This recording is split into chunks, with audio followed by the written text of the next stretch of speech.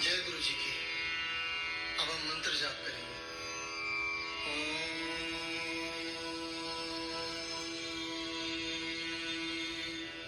नमः शिवाय। शिव जी सदा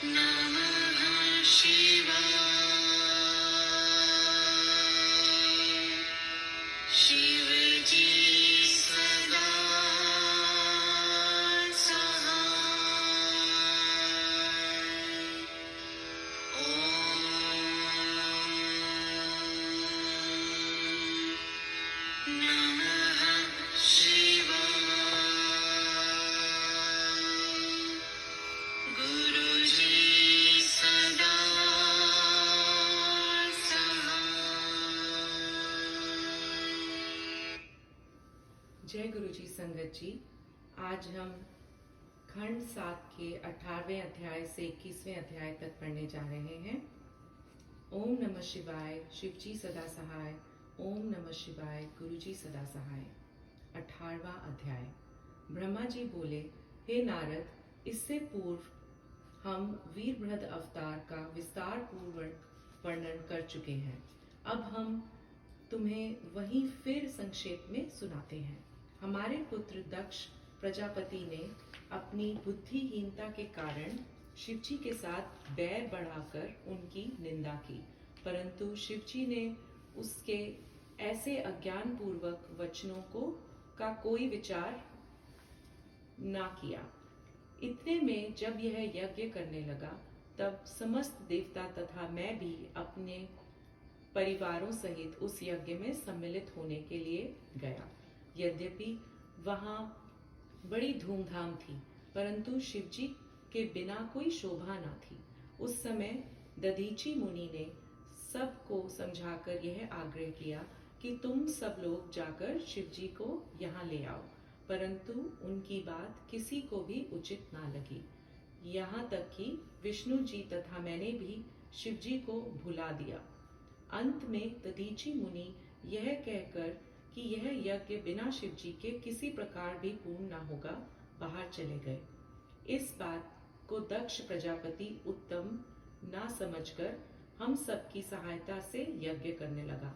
संयोग से सती अपने पिता के घर में यज्ञ होने का समाचार सुनकर अत्यंत प्रसन्न हुई तथा यज्ञ में सम्मिलित होने के लिए शिवजी से हट करके आज्ञा प्राप्त कर दक्ष के घर गई।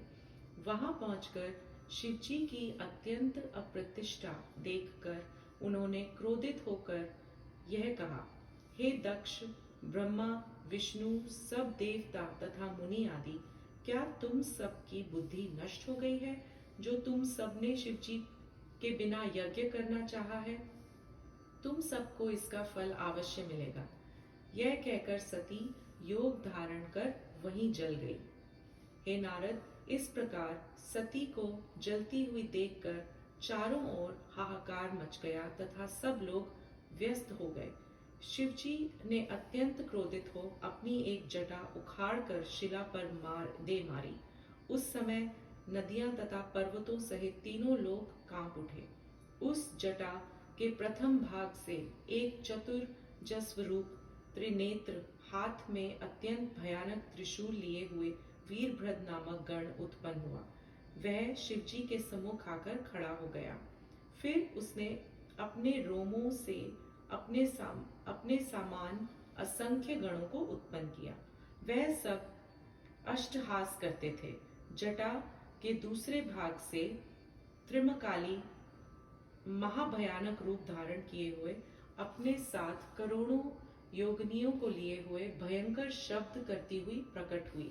इसके पश्चात वीरभद्र तथा काली ने हाथ जोड़कर शिवजी से पूछा, हे शिवजी, अब हमें आज्ञा दीजिए कि हम क्या करें। तब शिवजी ने अत्यंत कुपित होकर उन्हें ये आज्ञा दी कि तुम दोनों दक्ष के यहाँ पहुंचकर उसके यज्ञ को विध्वंस कर सबको प्राणदंड दो। शिवजी की ऐसी आज्ञा पाकर वीरभद्र तथा काली अपनी अपनी सेनाओं सहित चले। उनके चलने से चारों ओर भीषण शब्द होता था। हे नारद, इस प्रकार वीरभद्र की सेना सहित आगमन का समाचार जब दक्ष की पत्नी वीरनी ने सुना, जिसने कि सती का अत्यंत आदर किया था, तो उसने सबको समझाकर यह कहा कि अब शिवजी महाकुपित हुए हैं, इसलिए किसी की कुशल नहीं है। वीरनी यह बात सबसे कह रही थी कि शिवजी की सेना वहां पहुंच गई। राजा दक्ष उस स्थान पर यज्ञ कर रहे थे जहां हिमालय पर्वत के स्वर्ण शिखर हैं तथा जहां मायापुरी के निकट गंगा प्रवाहित हो रही है। उस देश का नाम कनखल है। वीरभद्र ने वहां पहुंचकर प्रलय की अग्नि के समान प्रचंड होकर सब लोगों को सुनाते हुए ऊंचे स्वर में कहा, हम शिवजी की आज्ञा से यहाँ आए हैं और तुमसे किसी को जीवित नहीं छोड़ेंगे। ओम नमः शिवाय, शिवजी सदा सहाय। ओम नमः शिवाय, गुरुजी सदा सहाय। 19वां अध्याय। ब्रह्मा जी बोले, हे नारद, वीरभद्र यह कहकर यज्ञ स्थल को जलाकर भस्म कर दिया तथा गणों को आज्ञा दी कि शीघ्र ही अकाल प्रलय करो। उस समय वीरभद्र की आज्ञा सुनकर गणों ने क्रोधित होकर यज्ञ में उपस्थित देवता तथा मनुष्यों के दाढ़ी मूछ तथा केश आदि सब उखाड़ डाले और सबको शस्त्रों से मारा। वीरभद्र का यह कृत्य देखकर दिक्पालों ने कुछ देर तक उनका सामना किया, परंतु वह सब कुछ ही देर में परास्त हो गए। यह दशा देखकर सब देवता भाग खड़े हुए तथा उनका कोई भी उपाय सफल नहीं हुआ। शिवजी के गण महाभयंकर अट्टहास करके यज्ञ को नष्ट करने लगे। यह देखकर अत्रि मुनि भागकर विष्णु जी के चरणों पर गिर पड़े और बोले, हे विष्णु जी, आप हमारी रक्षा करें। हम आपकी शरण में आए हैं। हम देवताओं तथा मुनि आदि के दुखों का किस प्रकार वर्णन करें। आप इन शिव के गणों से उनकी रक्षा कीजिए। दक्ष प्रजापति भी विष्णु जी से यही विनती कर उनके चरणों में गिर पड़े और स्तुति करते हुए बोले, हे विष्णु जी, आप ऐसी कृपा करें कि जिससे यह गण नष्ट हो जाएं। इन गणों ने आकर हमारा यज्ञ नष्ट कर डाला है। ऐसा निवेदन कर दक्ष विष्णु जी के सम्मुख हाथ जोड़कर खड़ा हुआ। हे नारद, इस प्रकार देवताओं तथा दक्ष की विनती सुनकर विष्णु जी गणों पर क्रोधित होकर उनसे लड़ने के लिए खड़े हुए। विष्णु जी द्वारा स्मरण करते ही सब शस्त्र चले आए। तब विष्णु जी रथ पर आरूढ़ होकर रथ पर चले। उस समय विष्णु जी गणों के सम्मुख खड़े होकर प्रज्वलित अग्नि के समान दिखाई पड़ रहे थे। उन्होंने गणों को अपनी तीक्ष्ण बाणों से व्यस्त करके युद्ध भूमि से भगा दिया। यह देखकर श्री महाकाली महाकुपति होकर भयंकर शब्द करती हुई विष्णु जी के समीप चली। काली की सेना भी विष्णु जी के ऊपर चढ़ आई तथा विष्णु जी को चारों ओर से घेर लिया। क्षेत्रपाल भी अपनी समस्त सेना सहित विष्णु जी से लड़ने के लिए चले। भैरव भी विष्णु जी के समीप आ पहुंचे। इस प्रकार इन तीनों ने विष्णु जी से बड़ा युद्ध किया। इस युद्ध में विष्णु जी की बहुत सी सेना मर गई। अंत में विष्णु जी ने सबको परास्त कर अपना तेज इतना बढ़ाया कि कोई उनसे युद्ध न कर सके। भैरव, काली तथा क्षेत्रपाल विष्णु जी की सेना के अंदर इस प्रकार घुस गए जिस प्रकार राहु चंद्रमा को घेर लेता है। तब विष्णु जी ने अपना धनुष हाथ में लेकर तीखे बाण चलाए तथा उसके साथ ही अपना शंख बजा दिया। उस समय जो देवता वीरभद्र के भय से भाग गए थे वह सब पुनः विष्णु जी के समीप आ गए। दोनों ओर से पुनः घोर युद्ध हुआ। युद्ध में काली, भैरव तथा क्षेत्रपाल ने देवताओं तथा विष्णु जी की बहुत सी सेना को नष्ट कर डाला। विष्णु जी ने भी योग माया से समस्त बाणों को अभिमंत्रित कर चलाया तथा योग माया द्वारा शंख, चक्र, गदा, पद्म धारण किए हुए अपने समान अनेक पराशद प्रकट किए, जिन्होंने गणों को मारकर बहुत भय उत्पन्न किया। हे नारद, विष्णु जी की ऐसी योग माया को देखकर वीरभद्र ने अत्यंत क्रोधित होकर अपना त्रिशूल चलाया, जिससे विष्णु जी की सब योग माया नष्ट हो गई तथा वे स्वयं अकेले ही रह गए। तब वीरभद्र ने विष्णु जी के मस्तक पर अपनी गदा का प्रहार किया। विष्णु जी उस प्रहार को ना सहकर पृथ्वी पर गिर पड़े। उस समय दोनों ओर की सेनाओं में हाहाकार मच गया। थोड़ी देर बाद विष्णु जी ने पुनः उठकर अपना चक्र हाथ में लिया, जो प्रलय काल के असंख्य सूर्यों के समान प्रकाशयुक्त था। उसको देखकर सब गण आश्चर्यचकित हो विष्णु जी के सम्मुख ना ठहर सके। तब वीरभद्र ने शिव जी का ध्यान किया, जिससे उनके चक्र को रोक देने की शक्ति प्राप्त हुई। उस बल से वीरभद्र ने उस शस्त्र को नहीं चलने दिया। ओम नमः शिवाय, शिवजी सदा सहाय। ओम नमः शिवाय, गुरुजी सदा सहाय। 20वां अध्याय। ब्रह्मा जी बोले, हे नारद, विष्णु जी के हाथ से वह चक्र ना चल सका जिसके चलने से प्रलय हो जाती है। विष्णु जी भी पर्वत के समान खड़े रह गए। तब विष्णु जी ने मंत्र पढ़ा, जिसके पढ़ने से शरीर तो हिल सका, परंतु चक्र को चलने की शक्ति फिर भी नहीं मिली।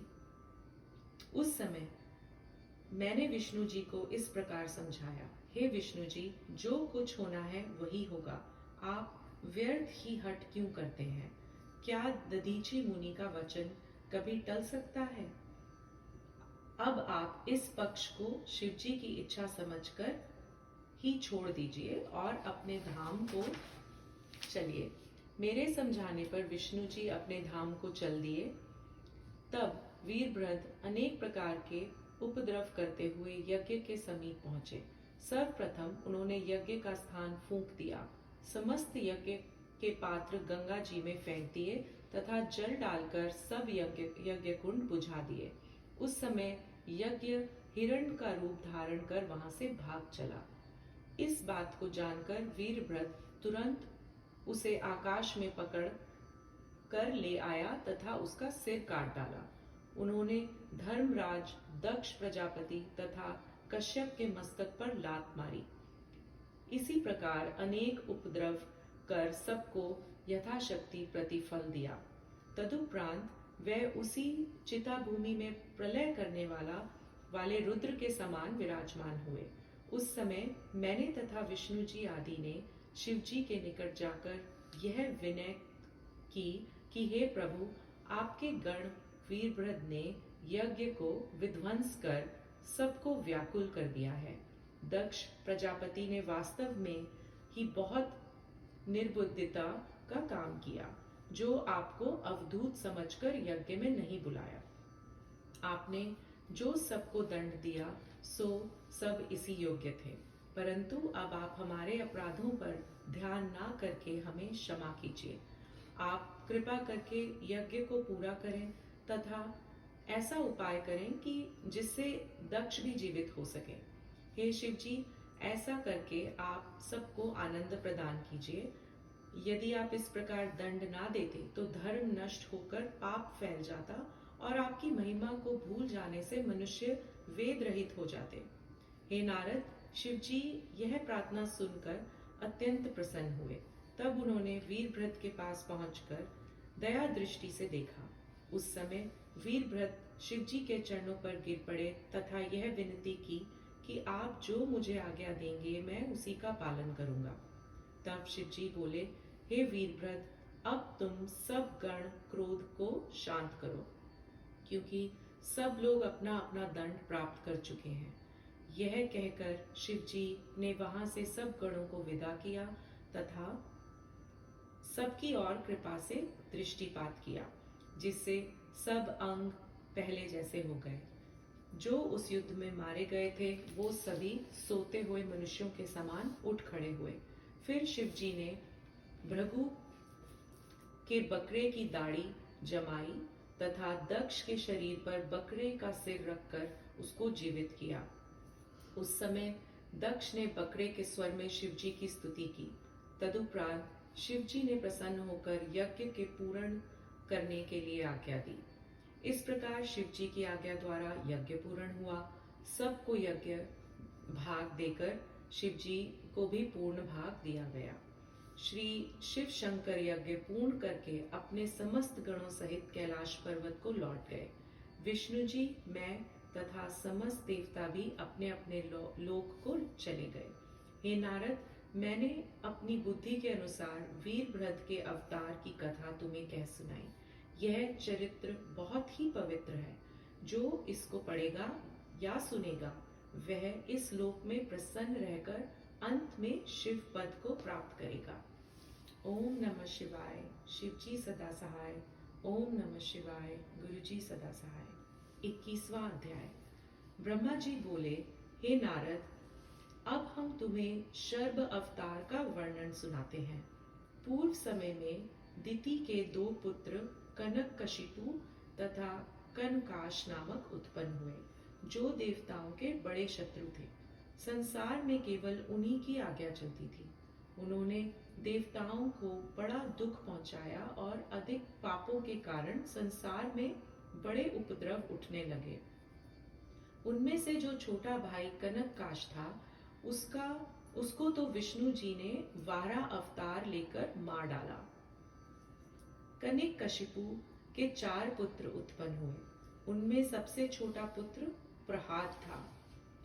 वह बड़ा सत्यवादी, तपस्वी, धर्मनिष्ठ, आत्मज्ञानी तथा विष्णु जी का परम भक्त हुआ। उसने उत्पन्न होते ही विष्णु जी की पूजा की। विष्णु जी के अतिरिक्त उसने संसार में अन्य किसी वस्तु को नहीं देखा। वह विष्णु जी के अष्टाक्षर मंत्र का नित्य प्रति अंदर से आनंद से पाठ करता था। प्रहलाद गुरु के यहाँ भी विष्णु जी का अष्टाक्षर मंत्र जाप करता था।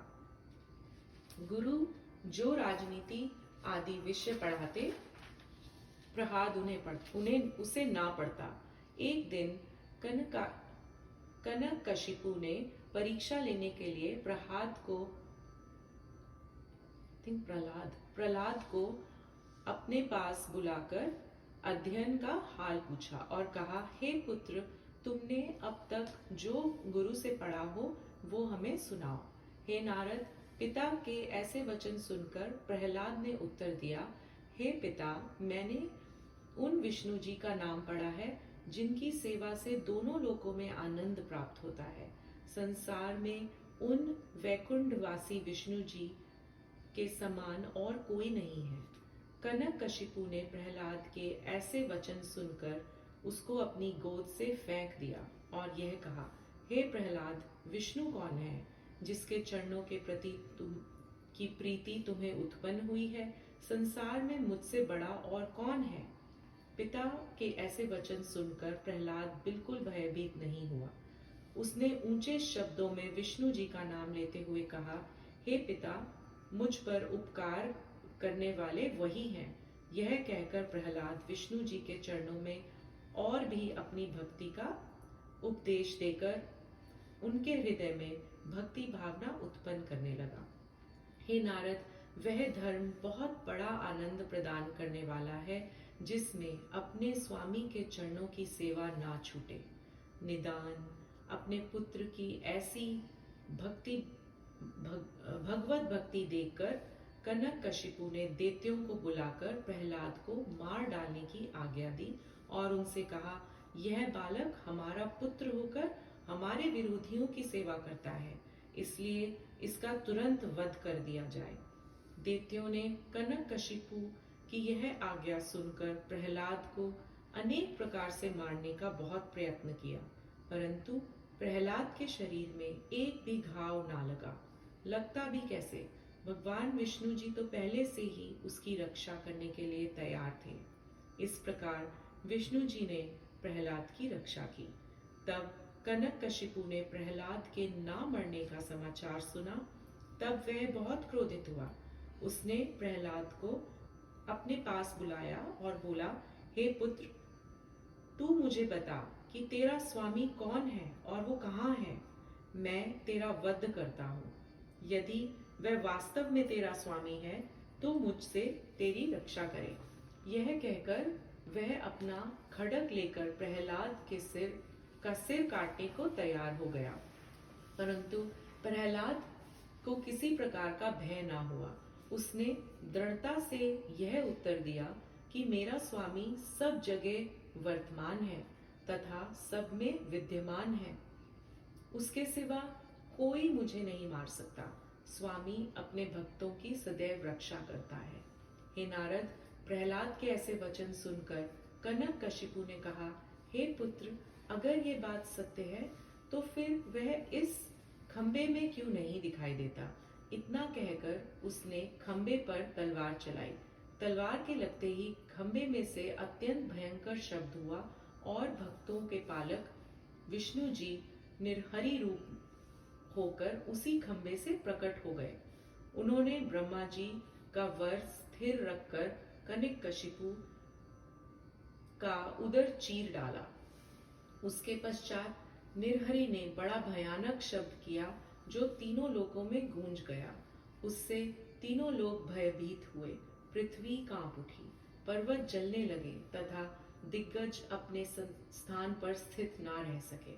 हे नारद, निर्हरि का ऐसा भयंकर रूप देखकर देवता वहां ना ठहर सके और कुछ दूर भाग गए।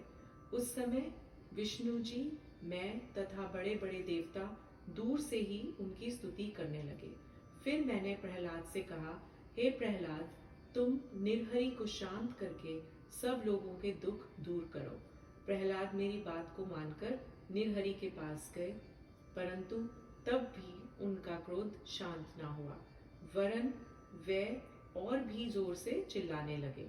तब इंद्र आदि समस्त देवता वहां से भागकर शिवजी की शरण में गए। मैं, इंद्र तथा दिक्पाल आदि देवताओं ने शिवजी की स्तुति करके उनसे यह निवेदन किया कि हम सब आपकी शरण में आए हैं। अस्तु, आप ऐसा उपाय कीजिए जिससे निर्हरि का क्रोध शांत हो। हे प्रभु, इसी प्रकार का क्रोध दक्ष के यज्ञ को विध्वंस करने के लिए वीरभद्र ने किया था, उसको आप ही ने दूर किया था। हमको आपके अतिरिक्त कोई दूसरा इस क्रोधाग्नि को शांत करने वाला दिखाई नहीं देता। ओम नमः शिवाय। शिवजी सदा सहाय। ओम नमः शिवाय। गुरुजी सदा सहाय। संगत जी, आज की रीडिंग यहीं पे समाप्त होती है। अगली रीडिंग संडे को सुबह 8 बजे होगी। जय गुरु जी।